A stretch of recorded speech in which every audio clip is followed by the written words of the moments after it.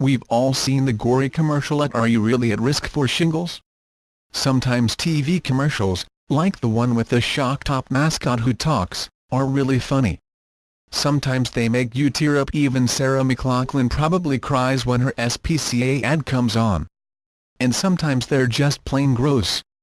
Anyone seen that shingles commercial running all over cable lately? 'Cause it's pretty impossible to ignore. So what is shingles? The quick and dirty is that it's a painful rash that pops up when the varicella-zoster virus he cause of chickenpox activates in your body, says Sam Altstein, doctor of osteopathy, an assistant professor of family medicine at the Icahn School of Medicine at Mount Sinai. The Centers for Disease Control and Prevention (CDC) estimates about 10 to 20% of us will develop it at some point in our lives. Great. If you're infected, small red bumps appear all over a specific part of one side of your body. And these can transform into blisters, which eventually dry up into scabs, he says. The rash hurts, to compare the pain to that of a sunburn, says Altstein. But to understand how you get shingles, you need to understand how you get chickenpox, from people with active varicella infections, he says.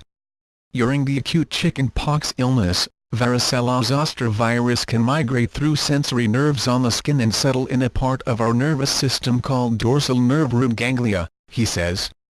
Post-chickenpox, the virus becomes inactive.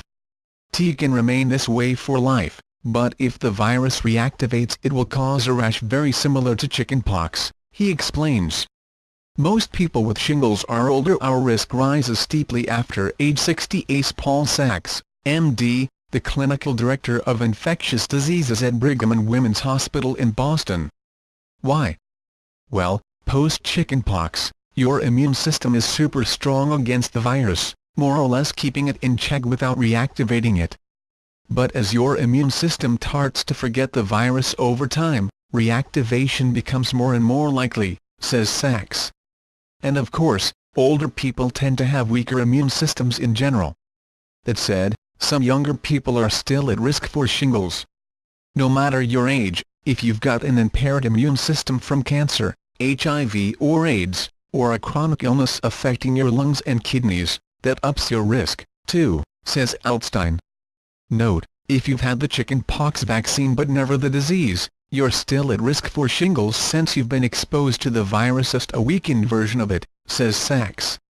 The bottom line, despite the TV ads, as a young, healthy person, your risk of shingles is small, say experts. Few. And if you do become infected, most people recover fine with antiviral antibiotics, says Sachs.